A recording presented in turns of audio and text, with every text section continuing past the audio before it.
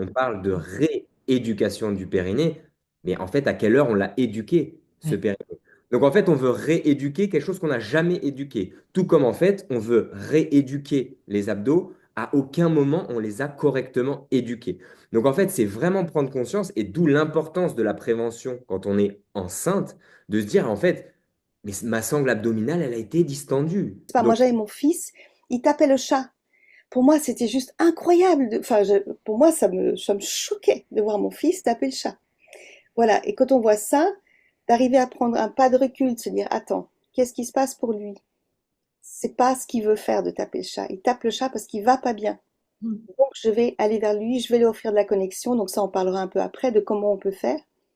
Je vais mettre une limite. La première expérience aussi gustative, ça va impacter l'enfant. Donc il faut que ça soit un chouette moment.